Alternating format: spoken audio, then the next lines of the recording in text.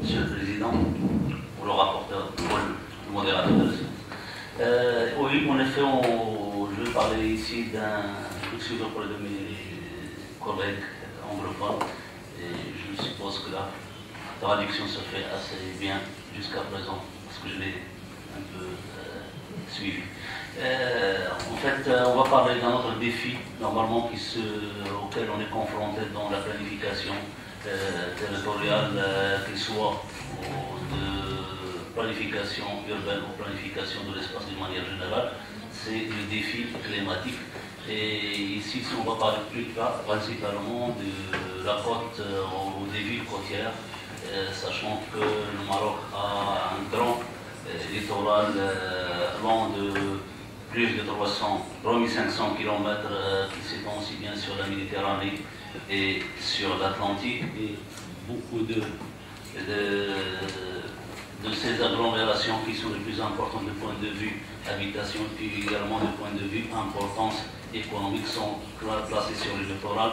Et ceci, bien sûr, à l'image de ce qui se passe dans tous les pays qui sont littoraux. On trouve des principales agglomérations d'habitation, et puis également du point de vue économique, et ceux-ci sont très généralement sur la portion qui existe, la grande partie sont très sur la partie qui existe entre Jalila et Mohammedia du point de vue économique. Et ce littoral marocain, bien sûr, il est assez diversifié. Il y a des gens qui sont assez fragiles du point de vue environnemental, et puis également des gens qui sont assez fragiles ou bien sensibles du point de vue exposition des infrastructures et des habitations au changement climatique. Les impacts du changement climatique sur le littoral sont, d'après le dernier rapport du GIEC de 2007, une augmentation de la fréquence des houles importante. Et tu sais que si des infrastructures importantes sont en face de ces houles, il y a un grand risque de perte économique. Il y a l'élévation du niveau de la mer qui se passe d'une manière plutôt douce, mais à long terme. Et puis il y a un changement de paysage, changement de la diversité biologique qui ne nous intéresse pas dans ce monde. Et puis les communautés côtières seront affectées d'abord par une perte de dommages ou de dommages aux infrastructures, que ce soit des infrastructures de base ou les habitations, les pertes ou dommages aux conditions de moyens de vie, parce qu'il y aura des pertes de revenus, des pertes d'opportunités d'emploi, et puis pertes ou dommages aux actifs culturels, s'il y a des actifs culturels qui sont exposés. Au niveau du Maroc, il y avait des études qui ont été faites pour voir un peu quelles sont la vulnérabilité de certaines villes côtières à l'élévation du niveau de la mer principalement, et d'une manière générale aux impacts du changement climatique. Je cite ici l'étude qui a été faite par la Banque mondiale pour la zone de Casablanca, et puis l'étude que nous avons menée au niveau du littoral méditerranéen oriental, et principalement pour la ville de Nador. La ville de Nador est située ici en tant qu'agglomération, et puis le Grand Nador, et tout ce que le métropolitain Nador, c'est tout ce qui est autour de cette partie-là, y compris la ville de Benissa. Cette zone est assez exposée à la mer, du fait que nous voyons ici la Méditerranée, et puis ici elle est séparée, la ville de Nador est séparée de la Méditerranée par ce tronçon-là. Ce sont des digues côtières, et ici nous avons le Grand Lac. Ces deux côtières sont assez fragiles du point de vue exposition à la mer, du fait que leurs altitudes ne sont pas très importantes, et il y a un risque qu'ils disparaissent avec une forte élévation du niveau de la mer. Ici, il y a la disparition de ces deux, il va y avoir l'exposition directe de la ville de Nador qui est sur vraiment la ligne de côte ici, aux impacts du changement climatique, aux impacts du changement climatique, plus principalement du houles et l'élévation du niveau de la mer. Et puis il y a un autre impact qui sera accentué dans le futur, c'est les intempéries, et puis les arrivées massives des eaux pluviales. Nous avons ici une zone qui est assez basse de point de vue topographique, comme on le voit ici, c'est-à-dire que 50% il est inférieur à 50 cm, à 1 mètre d'altitude, mais nous avons ici enfin des grands ensembles montagneux qui, pour eux, toute l'eau qui coule de ces ensembles-là, il renaît vers la plaine et principalement vers la ville de Nador. Donc il y a une forte exposition aussi bien aux inondations qui viennent de l'intérieur, c'est-à-dire des inondations pluviales, qu'à l'impact des changements climatiques, principalement l'élévation du niveau de la mer et puis les vols côtières. L'étude qui a été faite, c'est sur la vulnérabilité de cette ville-là aux deux aléas, savoir l'élévation du niveau de la mer et puis les inondations continentales causées par les pluies intensives. Et les modèles qui ont été utilisés, on s'est basé sur 0,5 m à 1 m d'altitude, d'élévation du niveau de la mer et 2 mètres pour l'horizon 2100. Et ce qui est prévu normalement dans 2007, ces chiffres-là, bien sûr, sont toujours en discussion. Il y a d'autres chiffres qui apparaissent au fur et à mesure que les recherches avancent dans ce sens. Donc nous avons fait une simulation un peu sur les zones qui seraient inondées dans le cas où nous avons 0,5 m d'altitude, d'élévation du niveau de la mer, 1 m et 2 mètres, et en exposant un peu l'occupation du sol comme il est fait ici. Ce sont des agglomérations urbaines, dont les deux fuites de Nador et Benissa, et puis ici nous avons bien sûr l'agriculture et toutes les activités, par exemple de pêche qui sont à côté.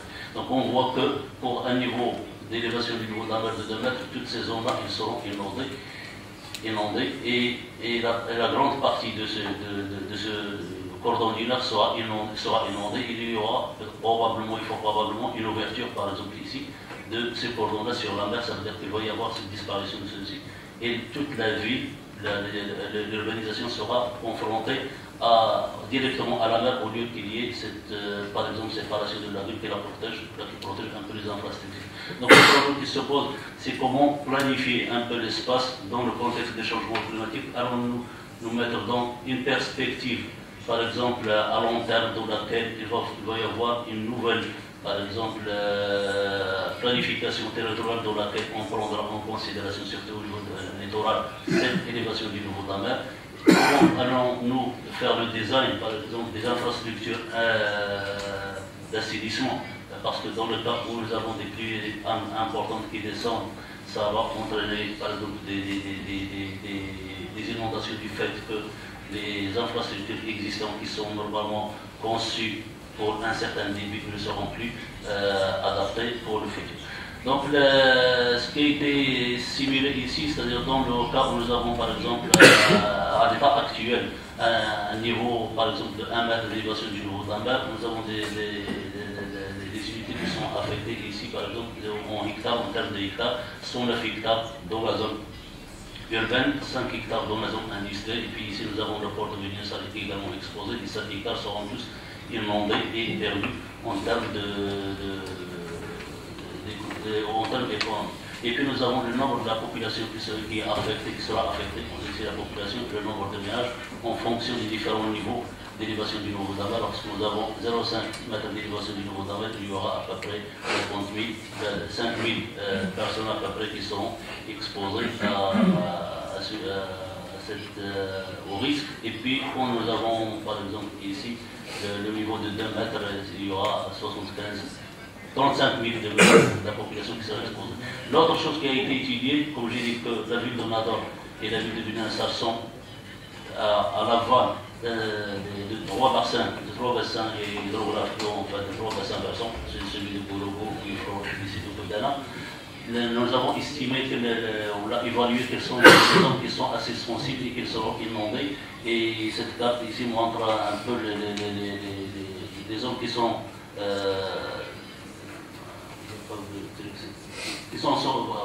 les plus vulnérables, les moyennement vulnérables, et puis par exemple, si la vulnérabilité est très élevée, c'est dans les zones où il y a les habitations et puis les trucs. Le cas qui s'est produit par exemple dans l'inondation de 2008, dans le cas de Nador, nous avons vu par exemple dans le mois d'octobre de 2008, là, on a reçu à peu près 305 millimètres de pluie au mois d'octobre, alors que la moyenne n'était que de 42 mm. Dans les 305 mm de pluie, nous avons reçu en une seule journée 120 mm de pluie. Ceci a causé un certain nombre de dégâts. Par exemple, il y avait 23 maisons qui ont été effondrées, le nombre de familles qui ont été atteintes, 23 familles, le nombre de personnes qui ont été directement atteintes par la perte de leur logement de 105 personnes. Les recommandations dans cette planification territoriale, normalement, aux habitations, des territoires urbaniques sur le littoral, recommandant qu'il y ait une construction de murs et renforcement par des encrochements pour la protection des zones menacées, il faudrait identifier. Intégration des changements climatiques, élévation du niveau de la mer dans les schémas directeurs d'aménagement urbain, et je pense que jusqu'à présent la planification territoriale est là. Je parle sur l'autorité de M. le directeur d'aménagement territoire que les changements climatiques ne sont pas pris en considération d'une manière directe et automatique. Exiger des études d'impact sur l'environnement pour toute nouvelle implantation du projet de la zone. Les études d'impact sur l'environnement, bien sûr, elles sont légiférées au niveau du Maroc, on les applique, mais il faudrait voir une autre façon de faire les études d'impact sur l'environnement, se projeter un peu de leur futur et d'essayer d'introduire ces concepts de changement climatique. Que ce soit une étude d'impact figée et au temps zéro, mais il faudrait voir aussi quels seraient nos impacts dans le futur et en se plaçant dans le contexte des changements climatiques. Utilisation des cycles d'évaluation des impacts des changements climatiques et l'élévation du niveau d'impact pour déterminer les différentes vulnérabilités existantes. Et puis à long terme, bien sûr, il faudrait mettre en place un plan de gestion intégré de la zone côtière, étudié dans le cas de la zone de Nador. Nous sommes en train actuellement de mettre en place un plan d'action de gestion intégrée des zones côtières. Il vient d'être financé par la Banque mondiale. Et que cette semaine-là, nous avons fait un atelier de démarrage pour la mise en œuvre des activités qui ont été, enfin des actions de GIS qui ont été évaluées dans l'ancien projet. Et puis mise en application de la loi du littoral. Au Maroc, nous avons une loi du littoral qui est en phase de projet et qui est maintenant au niveau du Parlement, au niveau du gouvernement. Mais ça a pris un peu de temps pour sortir et il va falloir faire sortir cette loi-là pour qu'il y ait une base juridique pour la planification au niveau du littoral. Et puis la création d'un observatoire du niveau de la mer, du fait qu'aujourd'hui au Maroc on n'a pas en fait un suivi de l'élévation du niveau de la mer, du niveau de la côte marocaine. Il y a peut-être deux marégraphes quelque part, mais il n'y a pas un suivi pour voir effectivement ce qui se passe au niveau du Maroc. Et je vous remercie pour votre attention.